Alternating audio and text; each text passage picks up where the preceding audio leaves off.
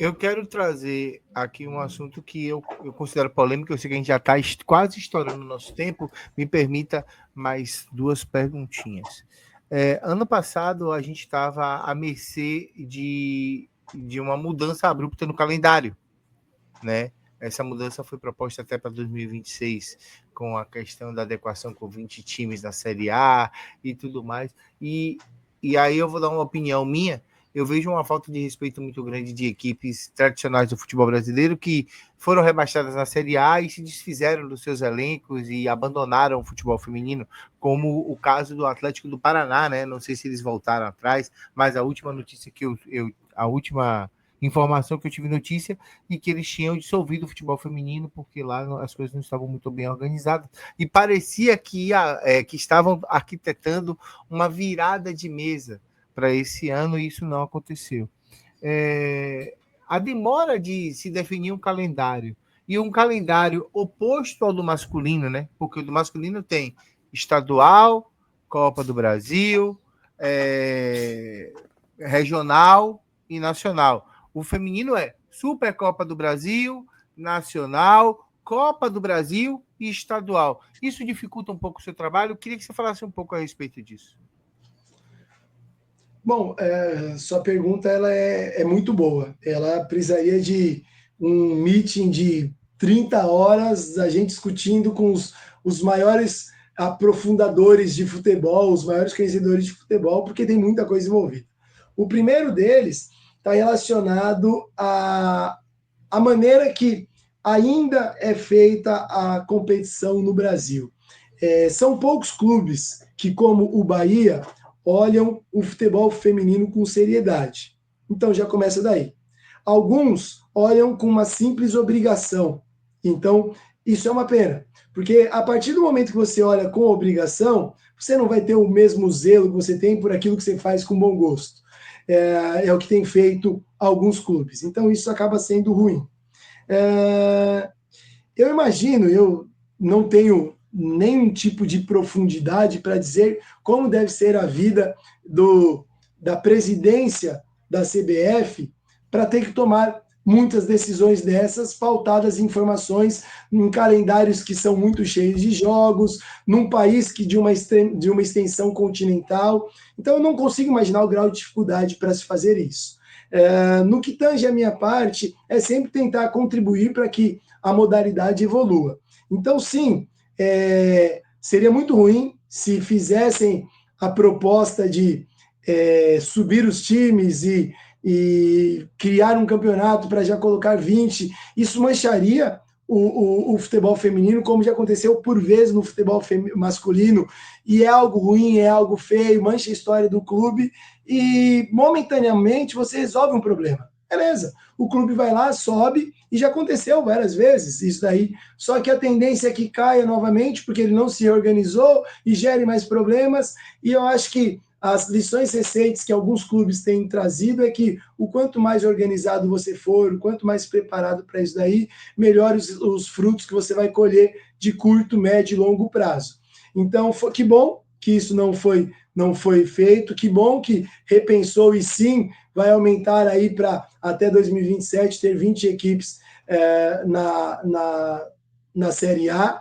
Importante outros passos que estão tomando, então foram convidados profissionais de todos os clubes da Série A de vivenciar junto nesse próximo final de semana aqui, nessa data FIFA, a convocação dessa seleção. Então isso é legal para ter trocas, para que discutam um pouco mais o futebol para todos aqueles que de fato vivem o dia a dia, então é muito importante isso, e que tragam talvez um sumo disso daí, tragam um suco disso, falam, pô, vamos fazer dessa maneira que vai ser melhor para o todo.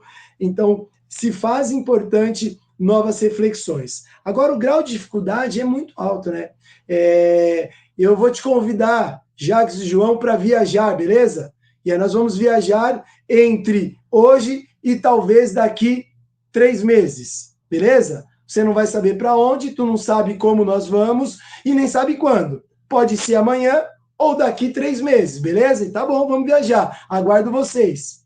É o que acontece. É exatamente o que aconteceu conosco.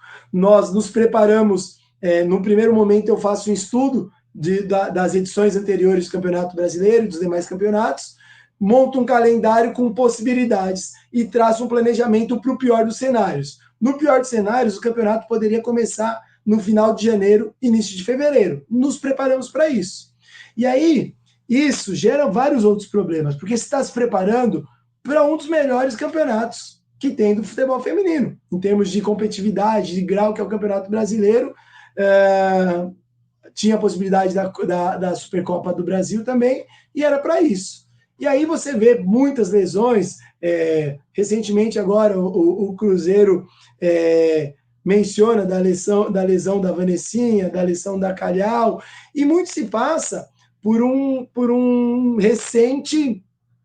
uma necessidade emergente de você subir cargas em subrecuperação, porque, por exemplo, nós terminamos a nossa competição lá para o meio do fim de dezembro, e elas descansam um pouco, já voltam. Então, assim, ainda bem que nós temos um departamento de saúde e performance que está fazendo um suporte muito bom, então a gente tem tido as atletas sendo bem controladas para chegar inteiras para os nossos jogos, mas eu vejo isso, porque a época, quando eu assumo o Cruzeiro, por exemplo, eu vim exatamente, teve uma Copa do Brasil, que foi iniciada às pressas, com uma pré-temporada brevemente estimulada, e então a gente, quando eu chego lá, o índice de lesão era muito alto, o índice de lesão no clube era muito alto. O Grêmio vivenciou isso recentemente, e entre outros clubes. Então, assim, é necessário rever algumas coisas. Entre elas é isso, o calendário que faz mais sentido é que, de fato, o campeonato nacional ele seja empurrado um pouco mais para o final, que a gente comece com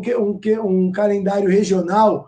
Por exemplo, agora no Rio de Janeiro fizeram campeonato carioca lá, ou não sei se esse é o termo que eles estão usando. Pô, legal, teve agora Flamengo e Botafogo puderam, Flamengo e Vasco puderam se enfrentar, ver as dificuldades, treinar, e sem um grau de competitividade completamente alto no aspecto de cargas e de demandas fisiológicas, minimizando seus riscos. Então, isso é necessário também colocar na competição do Campeonato Brasileiro o ida e volta, já está mais do que tarde para se fazer isso, então só tem o turno e depois o turno já vai para a fase eliminatória.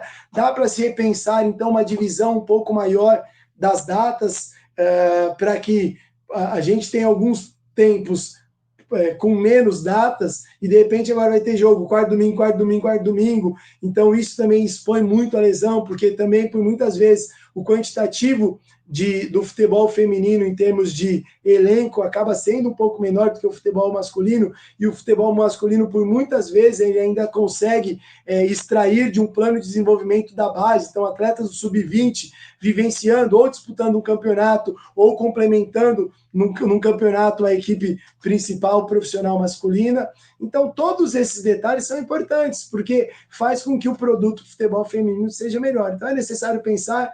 Eu fico feliz com os passos que foram dados, mas agora precisamos estabilizar esses passos, pensar um pouco e dar novos passos para que a modalidade evolua cada vez mais. E para a gente finalizar com chave de ouro, a sua expectativa com relação à torcida do Bahia para essa Série A1 e para essa Supercopa do Brasil, que é estreia em casa. Ainda não se tem calendário definido, você já sabe se vai ser em Pituaçu ou na Fonte Nova. Você sabe que Canal João Bahia vai estar presente, a gente vai estar aí, né, para poder fazer essa é a única garantia que eu tenho até agora, é a presença de vocês. A gente vai estar lá pentelhando, fazendo esse jogo. E do Darley. E do Darley. A gente vai estar lá em cima e o Darley lá embaixo gritando que nem um doido. Mas eu queria que você desse para o torcedor do Bahia um recado. A gente teve algumas boas demonstrações ano passado de apoio. O jogo contra o Juventude, que foi na Arena Fonte Nova, deu um público bacana. A final do Baiano contra o Vitória, no horário pouco usual, 11 da manhã. Né? Eu costumo dizer 11 horas da madrugada, porque eu trabalho várias noites editando, fazendo, planejando conteúdo. Então eu fui quase virado para Pituaçu, mas foi bacana demais, com torcida, com tudo, com transmissão televisiva. A Alô TVS só fez a final, fiz o campeonato todo. E eu queria deixar para você, queria que você deixasse aí para o torcedor o que ele pode esperar, o incentivo, convidar o torcedor para estar junto de você nesse ano que vai ser tão legal para o futebol feminino do Bahia. Primeiro, assim, eu preciso falar do torcedor do Bahia. Que torcedor apaixonado. É muito legal, assim. Eu espero poder acompanhar, que eu consiga ajustar minha agenda para acompanhar o masculino agora no jogo de volta. Estamos estruturando para isso acontecer. Já pude vivenciar jogo lá na Fonte, muito maneiro, muito legal. A vibração, a energia.